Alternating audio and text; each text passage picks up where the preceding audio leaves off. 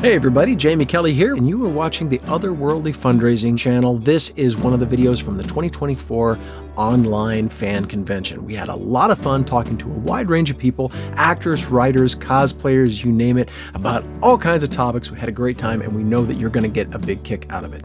The 2024 Otherworldly Fundraising season has been for MomBomb, which is a great organization helping mothers and some fathers who are in distress. It's a great charity, and we were more than happy to help them out. So if you would like to give, check out the information down below. And thank you all so very much. And now, on with the show. Well, we are here. I think we're going to have a little video before we start. I'm Steve Fisher, and this is Rebecca Fischer. And we're with Max Brooks. Thank you, Max, for joining us. Thank you. We're this weekend. We're all about raising money for the organization MomBomb, and we have a little commercial we're going to play to tell you a little bit about what MomBomb is.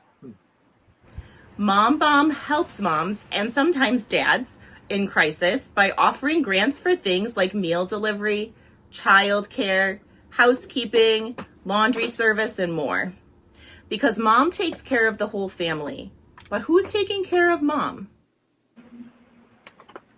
Perfect. All right. That's good. That's why we're here today, to help moms. Yep. And you should have you should be seeing a donation link at the bottom, and at any time feel free to donate to, there's the link right there. Donate. Anyone who donates $10.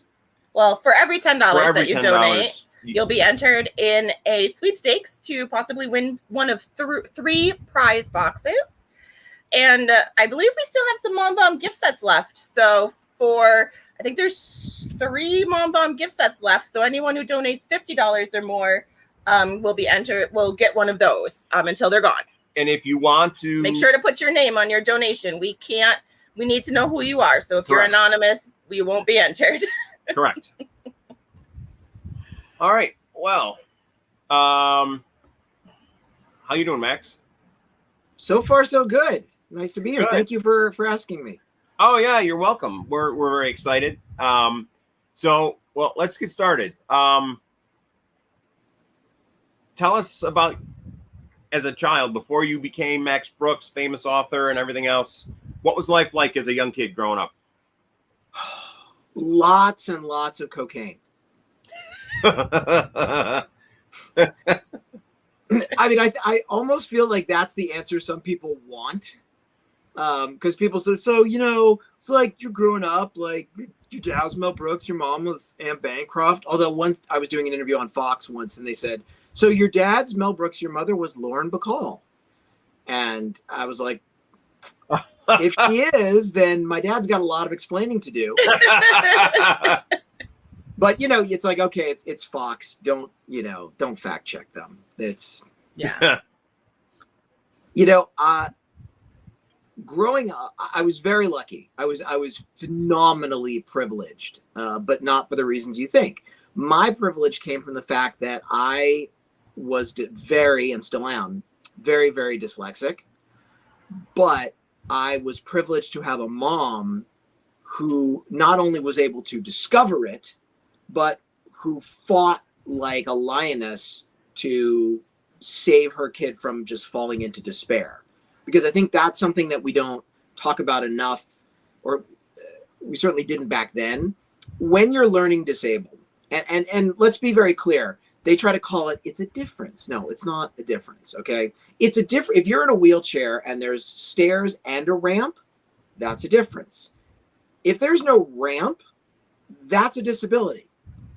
So when you are diagnosed with dyslexia in the 1980s, late 70s, early 80s, and there's almost no services and no teachers heard of it, and the attitude of the education system, even, by the way, the private education system, is that the kid is just lazy and goofing off.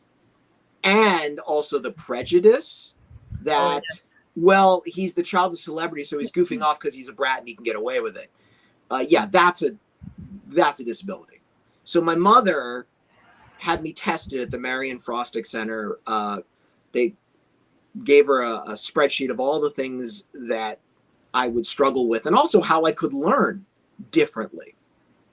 And she made that her life. You can see it on her IMDb page from, it was like 1981 to about 1990. It was just, where she made me her career. And fought to develop coping mechanisms for me, and would go to the school every year and meet with all the teachers and try to explain, the kid is working as hard, if not harder than the other kids, but here's what he needs in order to get through. Things like untimed tests, because if you have a kid with a learning issue, the anxiety is way worse than the issue itself, because it starts to spiral.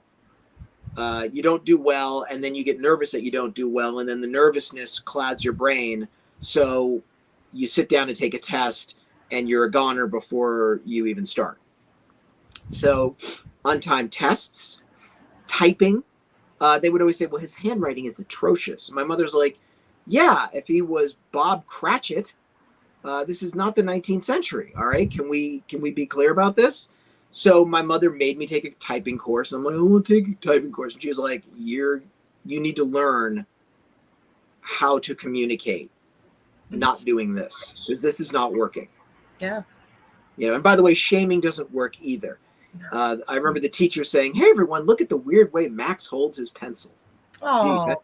But that was the way. But my mother's like, no, you're going to learn how to type, and it's going to suck, and you're going to complain, but you're going to damn well learn how to do it. So another coping mechanism. But one of the most important ones was learning through the ears, because it was discovered in my testing that I learned better through audible information. So my mother, thank God, already had two advantages on her side. She knew the Braille Center, because she had played Annie Sullivan with Helen Keller. Oh, Miracle right. worker. So she'd done research for her role, and part of that was going to the Braille Center here in LA, and one of their services was they would read books on tape. So they read my high school books on to cassette. And I was used to that because my mother read to me every night, and then when she would go do a movie, she would finish the book she was reading onto cassette herself. Oh my gosh. Wow. So that was already something I was comfortable with. So that's why, if you like the audio versions of my books, it's because that's how I grew up. Yeah. It helped me see them, hear them, realize, no, the World War Z audiobook can be better than the actual book itself. Yeah. And it helped me cast it. I mean, literally years later, I don't know if you remember on the World War Z audiobook, one of the guys is F. Murray Abraham. Mm-hmm. So I wanted to get him, and they were like, you're not going to get F. Murray Abraham. The guy doesn't, I remember the email they sent me. F. Murray Abraham does not roll out of bed unless it's for a small fortune to do an audiobook. And we do not have that. So I wrote him. I said, Mr. Abraham, I grew up very dyslexic, and when I was a kid, my mother gave me the audiobook of Tom Clancy's Red Storm Rising, in which you read all the parts and you did all the accents, and you showed me that an audiobook can be an art form unto itself. And I don't have a small fortune to give you, but I can give you a time machine back to making this kid's dream come true. Oh. And he's like, I'll do it, kid. So that goes back to my mom. Wow. Love that. Yeah, the World War Z audiobook is basically on constantly in my headphones. Like constantly. Audiobooks mean everything to me. I mean, that's why, like, when it comes time to do it, like, I get hardcore, and I get I'm sure the producers all hate me because I'm always on their ass. When it came time to do Devolution, I was like, I met Judy Greer because being on Bill Maher so often, one of the producers is married to Judy. So I met her at one of the Bill Maher cocktail parties afterwards. And I'm like, would you do my audiobook? Reaching out to, once again, I got Jeff Daniels because of something my mother taught me. That's amazing. My mother said, whenever you meet an artist, compliment them on a project that you love of theirs that didn't do so well commercially, right?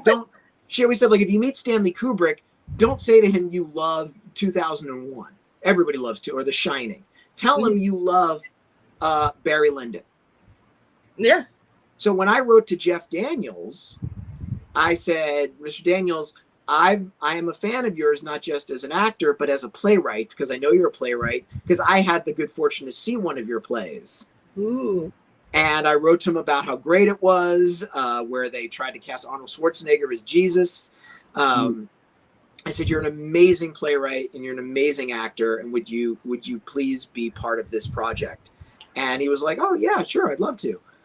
That's kind of Mark Hamill. So when I wrote to Mark Hamill in World War Z, I said, you were in a movie called The Big Red One, where you played a World War II GI, and you go from being a pacifist to a stone cold killer. If you could translate that character 20 years later, that's the guy.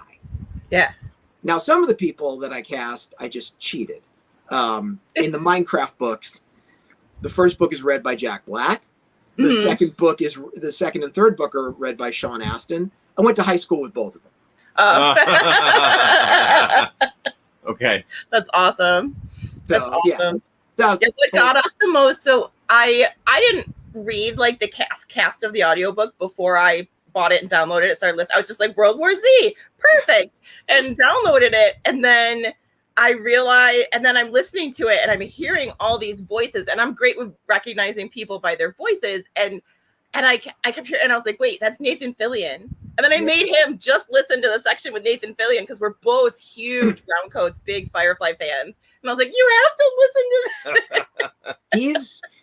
He's so good. See, and this is something I also learned growing up with my parents, is that a lot of times actors get put in boxes. Yeah. And you see them as that guy. And Nathan Fillion is always sort of seen as like funny and kind of goofy and gorgeous. You don't see the depth and the sadness. Right. And he does it in both World War Z and Devolution. Yeah. He plays this sort of deeply broken, just steeped in loss. And he doesn't get a chance to do that very often. No, and he does such a good job of it. Wow. Yeah. Yep. That's amazing. Oh, Kristen Marie says, after we had Hurricane Sandy, I put together a blackout box for my brother, and I put a paperback copy of World War Z in it. Oh, that's amazing, Kristen. Once again, this goes back to my mom. Because my mom always, she was a depression kid and a cancer survivor, at least the first round. I got her the second time, but boy, thank God she survived the first round. Yeah. But she was always planning for what could go wrong. So growing up, living in Southern California, we always had an earthquake kit, and she would explain to me what was in it. And we had an earthquake plan. Here's what we do if you're at school or if you're out, here's how you get home. Here's our meeting place. Always. So Zombie Survival Guide was pretty much just a disaster preparedness manual where the catalyst is fake, but everything in it's 100% real. Same thing in World War Z.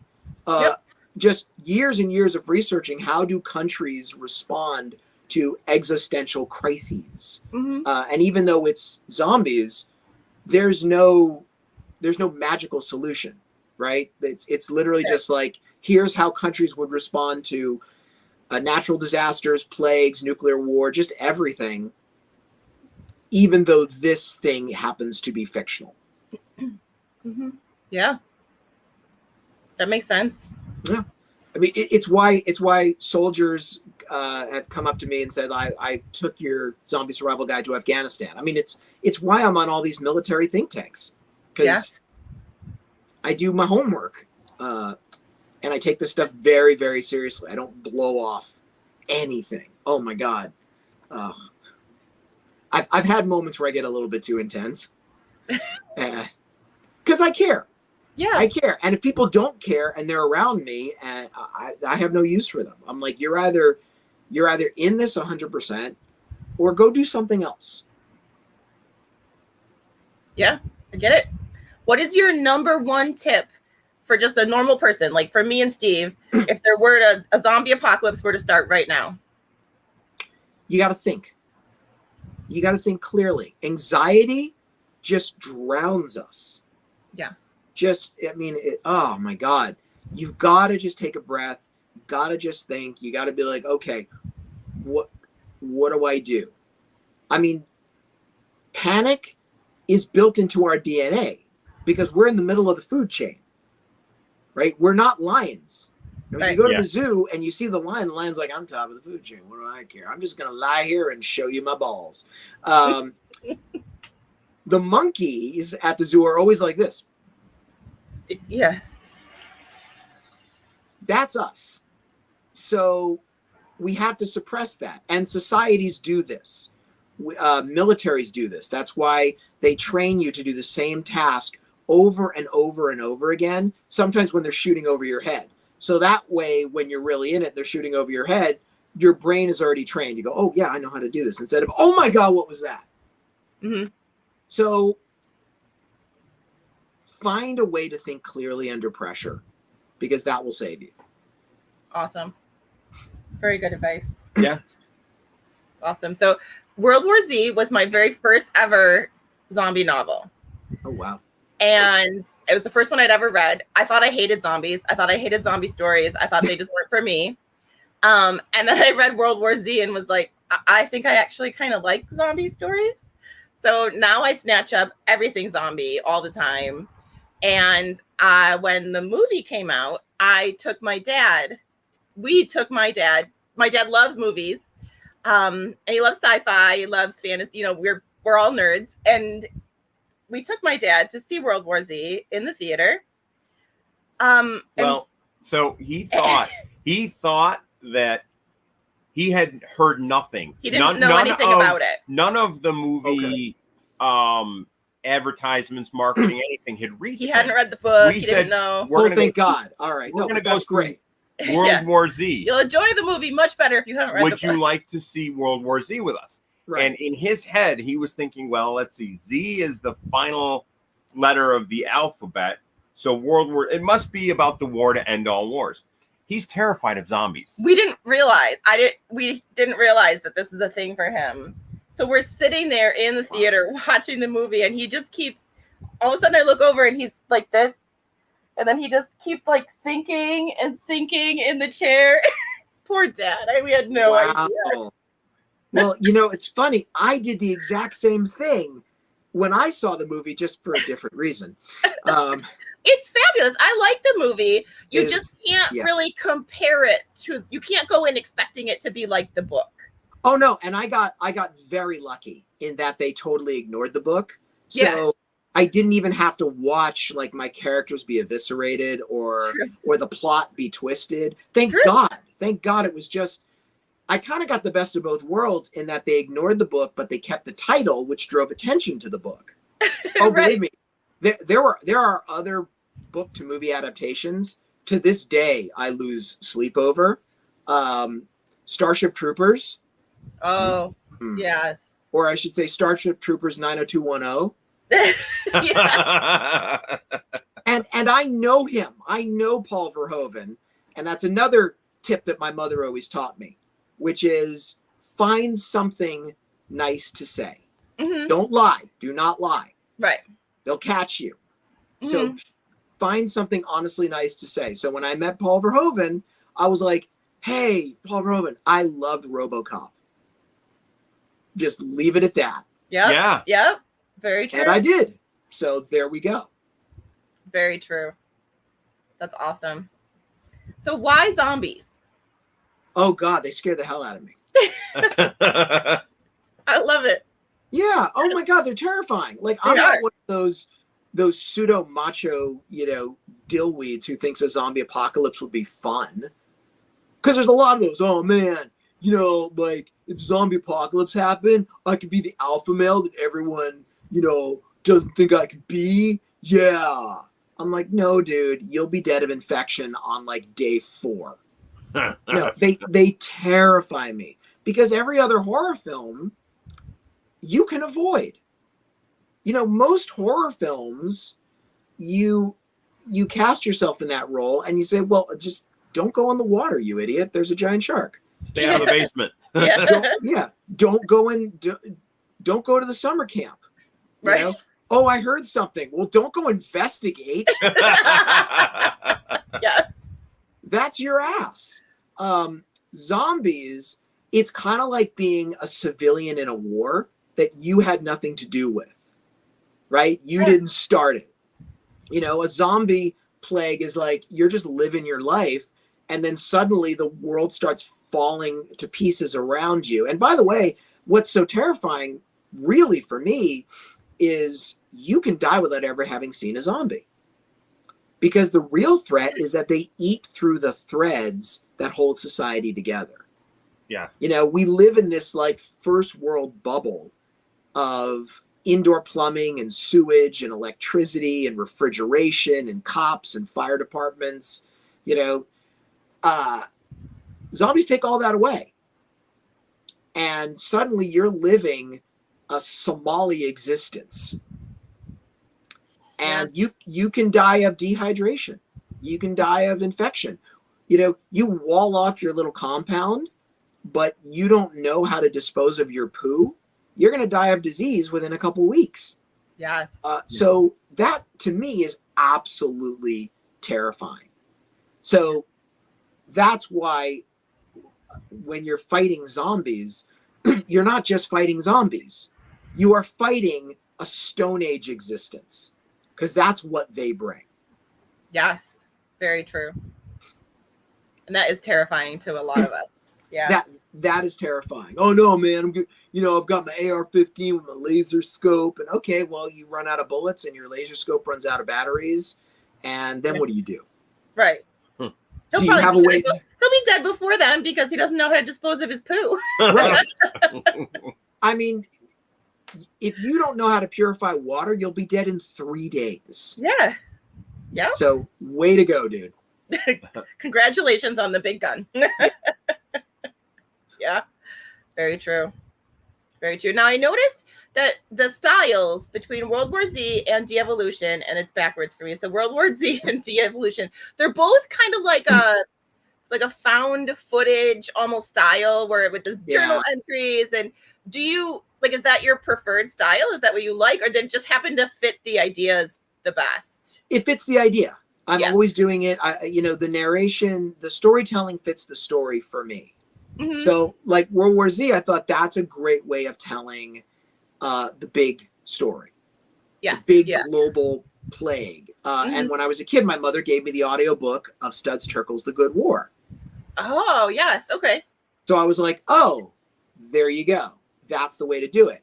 With devolution, it was like, okay, it's a found diary. How else are you going to do it? Because otherwise, you know who's going to survive and you know who doesn't. Yeah. Same thing with the Minecraft books. Now, the novel I'm working on now is not that. It's more like a Tom Clancy novel. Oh, interesting. It's like a godlike perspective with 10 different threads all weaving together. Okay. Which is an insane amount of work. Oh my God. Oh my God. Because you can't leave stuff out. Right. You know? Yeah. With World War Z, Devolution, Minecraft, you can leave stuff out because that's all the characters seeing. Whereas this one, you see everything and you really got to decide this is an important piece of information. This is not. So not just the research, but the decision making. What do I put in? What do I not put in? Right. Every scene. Oh my God. Oh my God. All right. Yeah. Good times. Yeah. It sounds like it. That's amazing. And I love de-evolution. The idea of Sasquatch as like the monster. I love it. Terrifying. Before zombies, I was scared of Bigfoot. Oh yeah. I mean, you want to nerd out? Like, remember, I'm 52 years old. I am Gen X to the core. So my generation grew up just playing with our G.I. Joes on the carpet with whatever came on TV. Yep. Yeah. Whatever. And so if there was a faux documentary called The Mysterious Monsters narrated by Peter Graves, where they have reenactments and you don't know the reenactments because you're 6 years old. Oh, yeah. And Sasquatch fist just smashes through the window trying to grab the woman watching TV, and you're watching TV next to the window. Yeah. Oh boy. Yeah. No. Amazing. Amazing. I love it. So what does your writing process look like? Oh boy. Well, it starts with a question. How would I survive a real zombie attack? Mm-hmm. Then how would countries survive a real zombie attack? Or like with evolution, once again, remember how we talked about don't make bad decisions? Yeah. There are hungry giant apes in the woods. Don't go in the freaking woods. Just don't. But what if they come to you? But how would I do that? So that's the question. How would I craft a story where Sasquatch would smash through that window? Well, where is the window? Where is the house? And how would I be in my nice, comfortable house, but out in the wilderness? So then you work backwards. Then you craft an answer to fit the question. So that's step one. Then the next step, how would it really happen? And that can involve months or years of homework. Yeah. And that involves reading books. Thank God now we have text to speech so I can listen. And right. I have a hard copy of every book I'm listening to, so I'm underlining as I go. Oh, that's important. Mm-hmm. Pause, underline, dog ear, so then I have my reference book. Okay. Then I have to talk to real experts. There's no substitute for that. So sometimes, thank God, I know people who know people, mm-hmm. but sometimes I got to like cold call people. Like I'll read articles on certain events. Yeah. And then I got to just call these people or just write them an email. And thank God some of them get back to me. Mm-hmm. And then sometimes you got to actually do the stuff physically with your hand to see if your character could do it. So I went to where I had positioned my town in devolution to see if my characters could just walk out. Okay. Turns out I couldn't even walk in. Oh, okay. That's good. Thank God. Could they make weapons? Given that they have no tools, given that they are white collar, David Sedaris reading, NPR listening to intellectuals that don't even have a toolbox under the sink. Could they make weapons? Oh. Wow.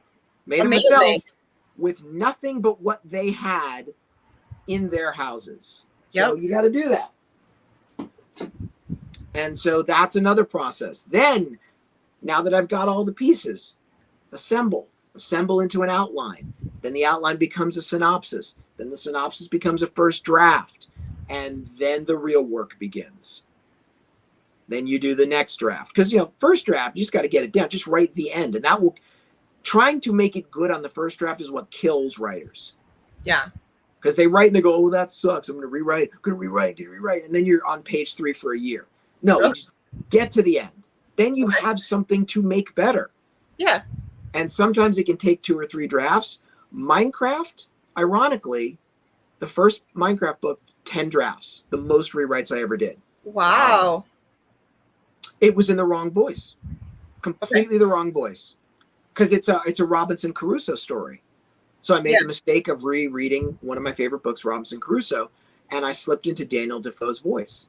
Oh. And his voice is very much like you're visiting him 20 years after when he's back in England and you're sort of sitting in the leather chair and having a brandy or whatever, and he's just recounting. There's no urgency. Yep. So I had to completely rewrite to go from, I assembled the blocks and then I heard something in the cave to, oh my God, I heard something in the cave. What was that? Page 1 rewrite. Wow. Over and over again. So the rewriting, that is where that's when it becomes a job. Yeah, I bet. Yeah. Wow. That's amazing. Yeah, I think that unfortunately we are too led astray by this notion that somehow passion is what drives you. And it does, but there comes a time when the passion goes away. Mm-hmm. And then you just got to sit down and work. And you just got to get it done. And that's the hardest part. Yeah. How much Minecraft did you have to play before you or were you a Minecraft fan before the book? Yeah, that's why I agreed to do it, because Okay. I played with my son, and then I realized this is more than just a game. This is a teaching tool. Mm-hmm. If seen through the right lens, this video game can teach kids how to really survive in the world. It teaches you everything. Oh my God, the patience, the plannings, the taking life in steps, just on and on and on. That's why when they came to me and said, would you write the first official Minecraft novel? I'm like, yeah, if I can put in the life lessons that's embedded in the game. Mm-hmm. And also you have to, because I've been on panels with other Minecraft authors, and when the microphone's off, they're like, yeah, I played for a few hours. And I'm like, come on. Yeah. Because also when you play the game enough, there's a randomness to gameplay that you can only get from being in it. You know, I have a line in the very beginning of the first Minecraft book. The following is based on true events. Yeah. Everything that happened to the character has happened to me at some point. That's awesome. I love that. Perfect. Yeah, I love video games, and I've played some Minecraft because we have nieces and nephews who really, really love. We don't have human children, we have fur babies, but we have 9 nieces and nephews, and about half of them have at one point or another have been super into Minecraft. So I made an account and I went in and I learned how to play so that I could, talk to them about it and know how to play. It is actually a very fun game. It's amazing. It's unlike anything I've ever seen, because I've been playing video games since I was a kid. But it really is something, and that's why I had to give it the attention that it rightly deserves. And the best compliment is when kids are loving it and parents are loving it. I mean, the best compliment I've ever gotten, just as a writer in general, is when parents have said to me, my son has never read a book before, and now he read your Minecraft book, and now he's reading everything in the house. And, dyslexic kid who struggles, like, where do you go from there? That's it. You're at the top. That's the top. It's all downhill from here, because now that I've left the Minecraft world, now I'm back in grown-up world. Yeah. Where it's like, your zombie books, like, I could have done it better. What? Yes. Has someone actually said that to you? Oh, the things that have been said. Oh my gosh. That is the advantage, though, that I had growing up with artistic parents, because I saw the criticism that they took. So it's not new. I knew that was coming. And that's just like readers, like the professional critics. Oh my God. So Devolution, I think it was like the Washington Post. The title was, I'm sure there's a good Sasquatch novel out there. This just isn't it. I'm like, uh-oh. Yep. And of course, then I saw the actual video of the guy, and he's sitting there with a bow tie. And I'm like, oh no, this is the exact same guy that gets killed in Devolution. I'm like, of course he's going to hate it. He literally sees himself as Sasquatch food. He does. I'm like, oh God, no. Oh, that is good. I can't believe people say stuff like that. Like, I don't know. Oh. In my little bubble world, people are all nice to each other. And no. Maybe I live in Minecraft. I have a friend who teaches writing at a university, and she asked me to come talk to her class. So whenever I go, we have this thing where I bring up the worst reviews. They project it on the screen. The worst Amazon reviews I've ever gotten. Oh my. Some are just cruel, epic fail. Some are just dumb. Like, I thought a graphic novel meant a novel with graphic violence. This sucks. 1 star. Oh my God. And I'll say to these kids, look at this. That is waiting for you. There is no way around it. If you are going to be an artist, this is waiting for you. So you need to ask yourself, can you take this? Because if you can't, don't do it. Yeah. And it's every art form, painter, musician, actor, whatever. If you put yourself out there, that is waiting for you. Epic fail. And you need to be able to just take it. and just deal. Wow. Brett wants to know, he says, I was just wondering if you first learned about human history from school or History of the World Parts 1 and 2. I first learned about history from Corporal Melvin Kaminsky, 1104th Combat Engineer, World War II veteran, his brothers who fought in the Pacific and in the air war over Europe, and all his friends who fought in World War II and lived through the Great Depression. Because even though I'm Gen X, my parents were not baby boomers. Mm-hmm. You know, most of my friends' parents are baby boomers, and I would listen to their stories. They were like, oh, yeah, remember that wicked acid we dropped? You know, that was it. Like, hey, remember being born into this time of unprecedented wealth and power, and every door was open for us, and we had free love? Yeah, no. My parents' generation was like, hey, remember when I had 4 of my back teeth with cavities and they would drill them for $1 or pull them for 50 cents and my immigrant mother thought she was saving $2 by ripping my teeth out? That was my dad. Oh. Or stories that my parents' friends would tell me about how their neighbors in the Depression would grind up chalk in a water bottle and shake it and put it out so the neighbors thought they got a milk delivery. Yeah. Or my grandmother, who used to brag, we never starved. Not me. She was such a braggart. She was like, my father had a grocery store. We never starved.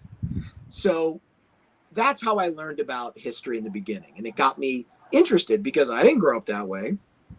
How did my family line go from a walk-up tenement in Brooklyn to Beverly Hills?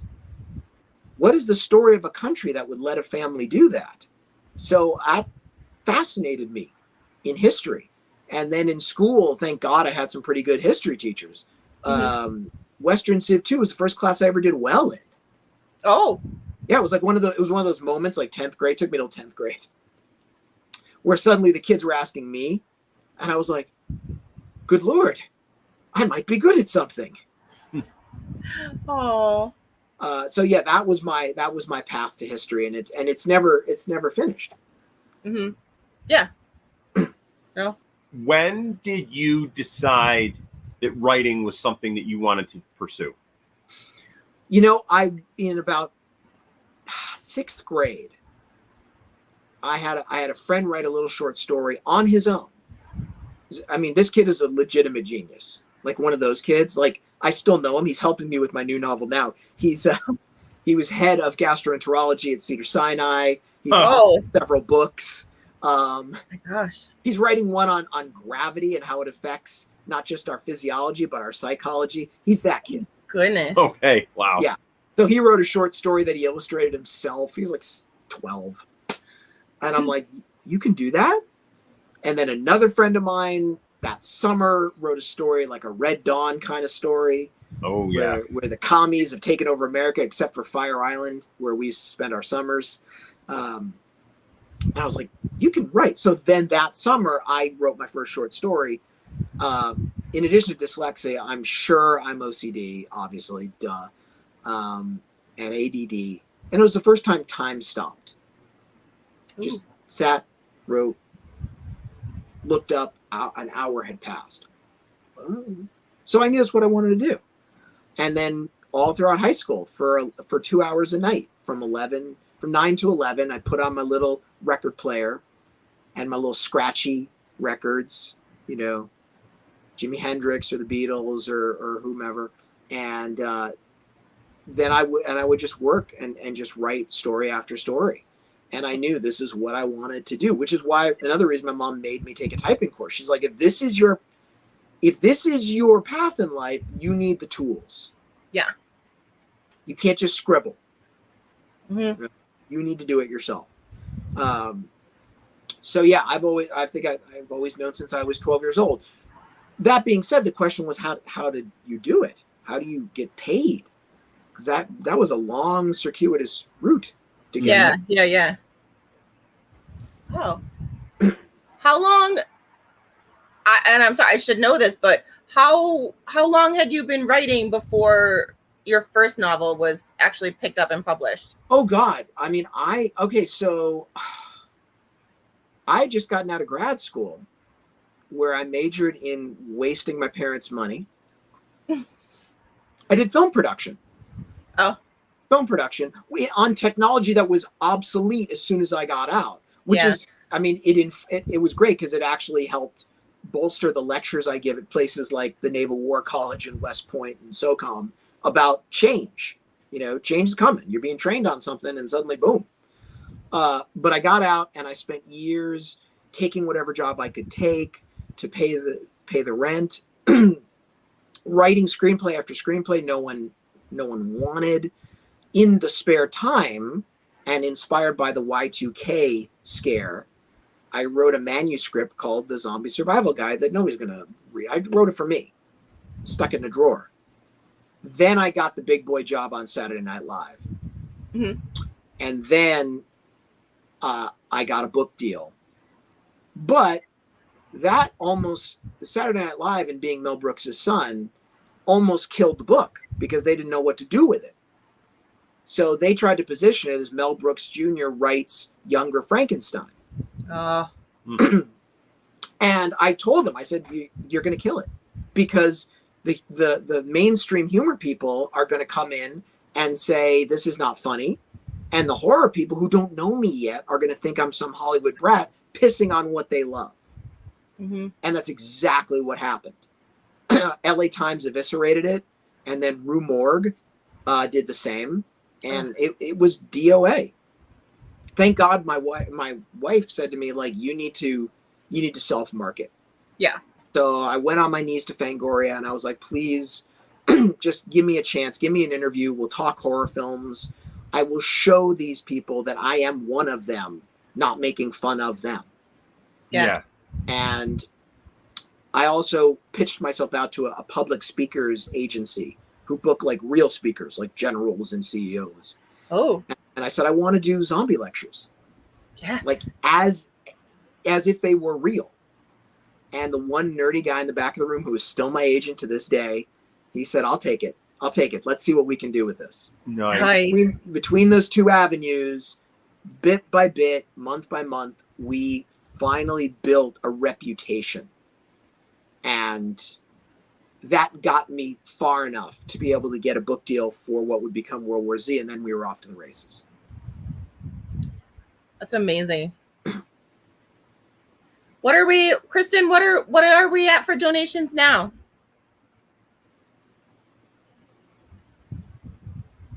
We're at $6.50 right now for donations. That's awesome. So in the last hour, we've gotten about, or in the last 42 minutes, we've gotten about $100 in donations. So that is wonderful. Thank Just you. a reminder that you can donate at the link at the bottom of the screen.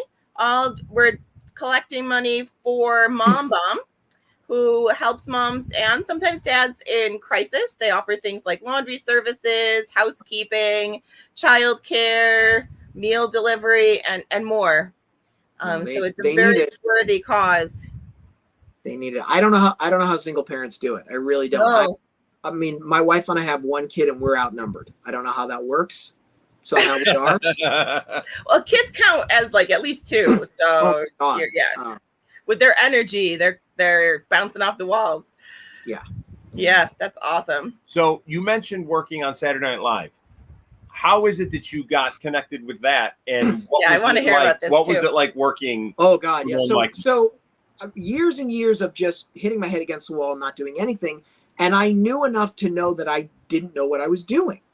We had a family friend, George Shapiro, Jerry Seinfeld's manager. Yeah. Okay. So I asked him if I could just sit down with him and just ask him. I was like, can I just tell you about my life and what I'm doing? And you can tell me where I'm screwing up? And we talked, and he initially just made some small talk. Oh, where you living? And I said, I'm living in the valley. He's like, why are you living in the valley? You know, you could live somewhere better. And I said, well, no, I can't afford anywhere except this place. And he's like, what are you talking about? Yeah, you're Mel Brooks's kid. I said, yeah. And that's Mel Brooks's money. Max Brooks is not taking money from Mel Brooks. I'm doing it on my own. He goes, oh, you're doing thinking. And he liked that.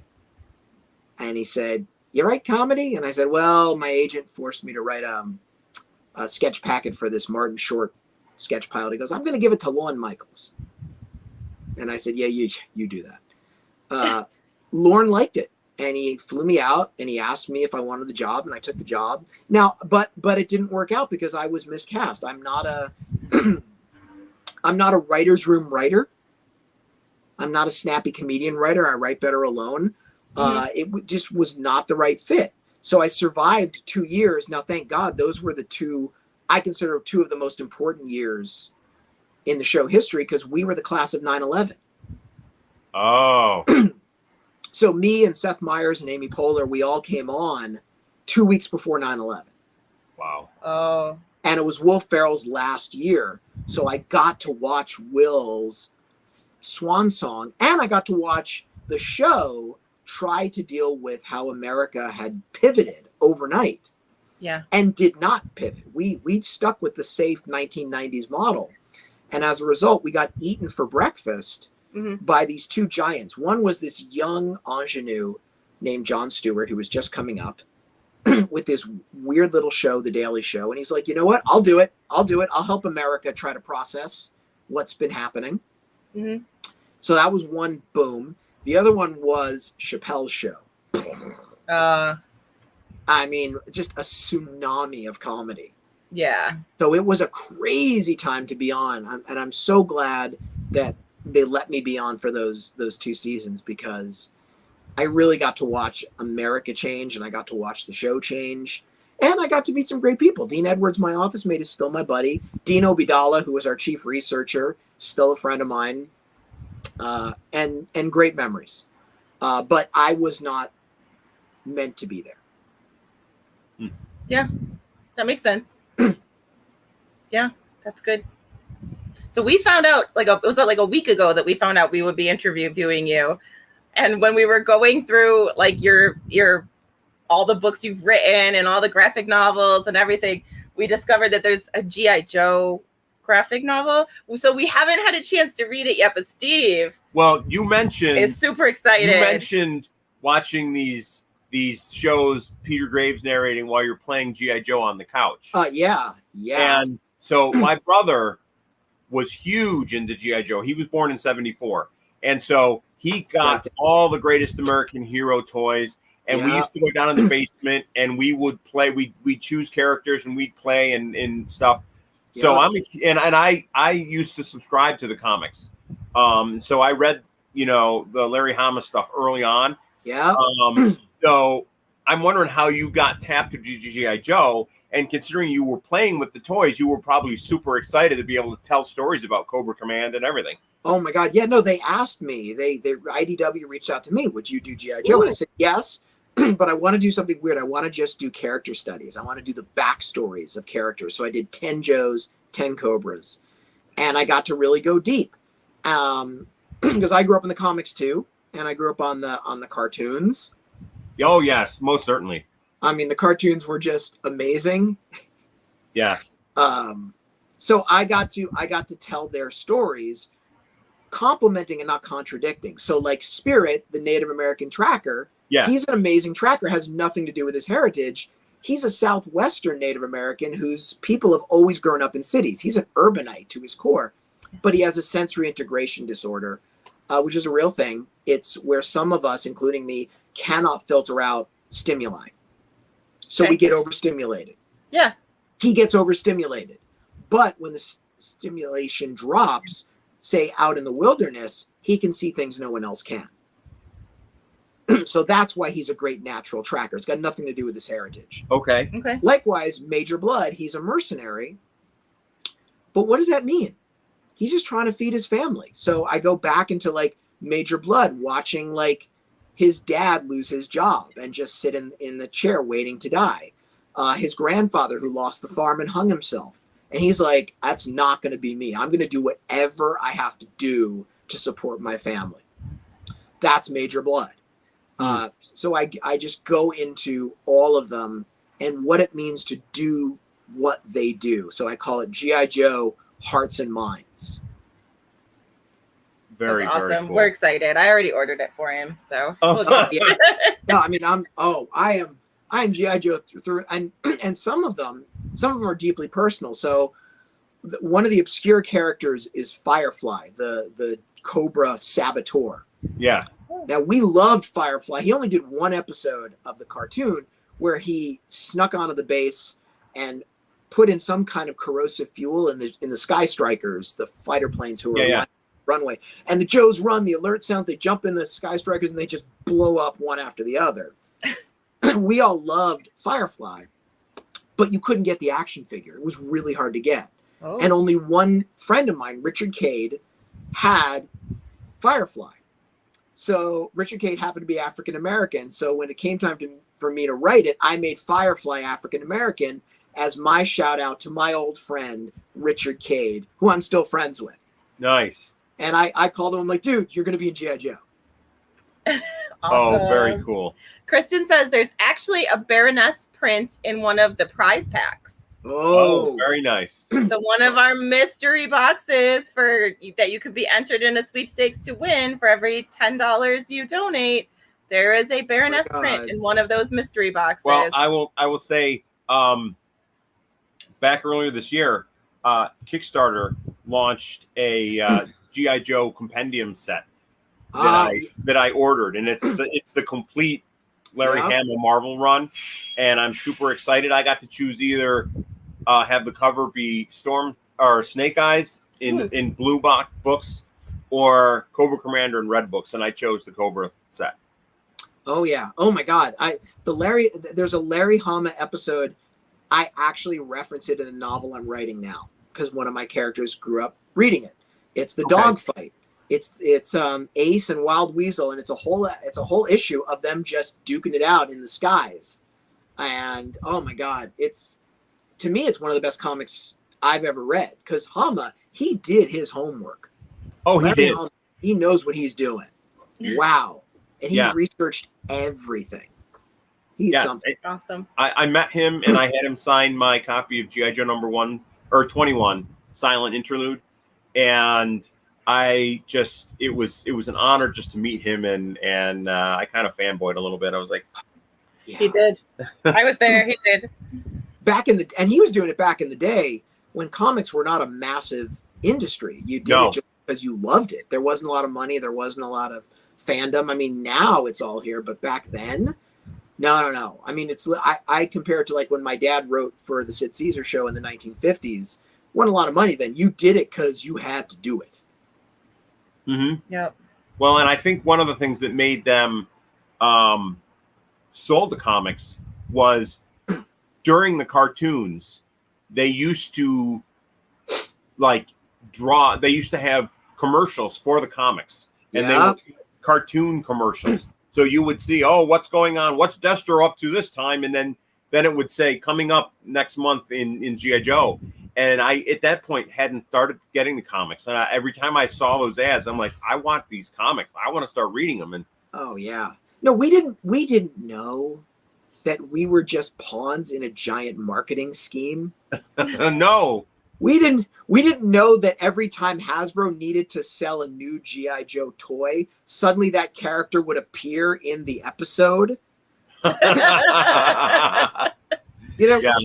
We didn't know that the reason the Transformers movie opens with all the Transformers getting killed was so Hasbro could sell a whole new line of Transformers because we'd already bought every Transformer there was to buy. We just were like, oh my God, they killed Ironhide. His mouth opens and flame came out and he died. And the Optimus. And now there's Rodimus Prime. What? Who's Rodimus? What? We didn't know. True that.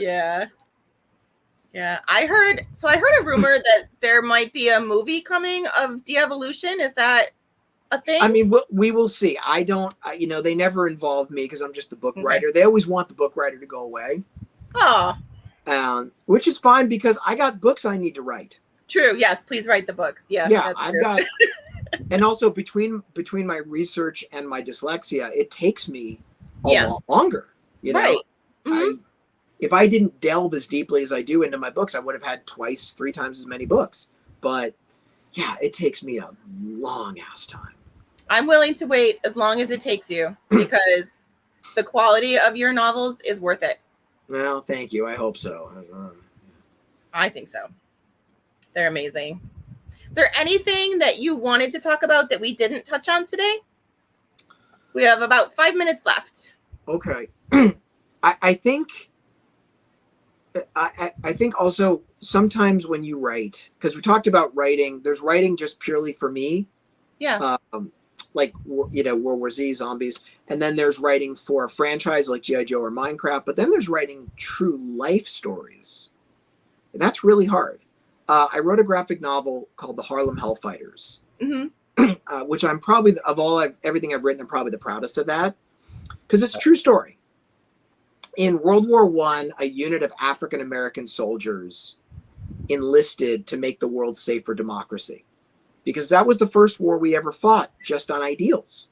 It's just nothing concrete. It was all up here. We're fighting to make the world safe for democracy. And black people were like, well, it ain't exactly safe here at home, so I know what I'm fighting for. Yeah. Democracy means something to me because I don't have it. Mm-hmm. And Woodrow Wilson, the president, realized, oh, crap, I have really boxed myself in.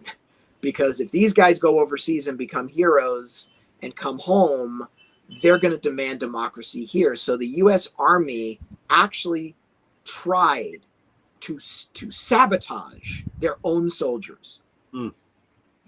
Didn't give them proper uniforms, didn't give them guns. They had to actually fake pretending to be private shooting clubs to get their own guns so they could train. The Army sent them to Spartanburg, South Carolina, hoping there'd be a race riot so then they could punish the black guys and not send them overseas. Then when there wasn't, they sent them over to do manual labor. And then when their commanding officer complained, they were given to the French army. And then they fought so valiantly, they came home as one of the most decorated units in the whole U.S. Army. Wow. And as a side note, they had a jazz band by Jim Reese Europe who brought jazz to France. To this day, it's because of him. Mm-hmm. So the first American to win the French Croix de Guerre was a black guy, Henry Johnson. They just named a fort after him. So I always wanted to do this story. Since I was 11 years old, I've heard about it. But it's hard because then how do you balance the reality, the real people? Because they got families. Yeah. And you want to tread lightly. So I had to mix the real people with fictional characters who could say and do things that might not offend the family. But also when you write a graphic novel, specifically a historical one, you want it to be accurate because the pictures are as much a teacher as the words. Oh, yes. Sure, certainly. So in addition to being the writer, I had to be the artist. Kanan White, brilliant, brilliant artist. I had to be his research assistant. So that was a whole new process, which was like feeding him photographs. Here's the uniforms. Here's how they wore their hair. Here's what the weapons looked like. So my job did not end. I couldn't just write the script, give it to Kanan and say, Godspeed. I had to stay with him and keep giving him what he needed to illustrate this amazing graphic novel. So to this day, I'm phenomenally proud of that work. That's awesome. That's you should be. good. You don't even think about all those things that go into a graphic novel. No. All that research. No, it's a hard road. I mean, it's like even like with G.I. Joe, I didn't have to do that because it was sort of all set. But Harlem Hellfighters, it was a long process, even down to something you wouldn't even think about, like dialogue. I suck at dialogue. I'm an only child. I grew up in my room. And historical dialogue, how did African-American young men in 1917 talk to each other?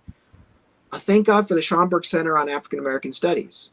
They're like the Great Library of Alexandria. You go there, you will find somebody who will help you out. Thank God. Yeah, good. Little details, because the details make the difference. Excellent. Fabulous. Well, I think we're reaching the end of our hour. Thank you so much for joining us and donating your time to help us bring attention to MomBomb. Yes. It was a pleasure to speak with you. It was. And again, the donation link is down below. So anyone that wants to donate, and just FYI for those watching, Jamie Kelly is up next. Jamie Kelly's up next. We're interviewing Amy Smart. We have Amy Smart, and then later in the day, John Tartaglia, and Donna Mills, Vincent Rodriguez III, and the Hollywood Museum. So we have a whole lineup of wonderful guests. It's going to be a great day. You got a great lineup, everybody. Stay tuned. Take care, everybody. Thank you, Max. Yep. Bye. Hey everybody, Jamie Kelly here. Hope you enjoyed the video. If you did, be sure to like it, share it, comment on the video, and subscribe to the channel if you've not already. And be sure to check out all of the videos in the 2024 online fan convention for Otherworldly Fundraising.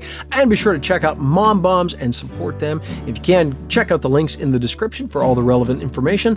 Thank you so much. And again, this is Jamie Kelly with EAP Society and Jack Life YouTube channels. And we hope to see you back here at Otherworldly Fundraising real soon.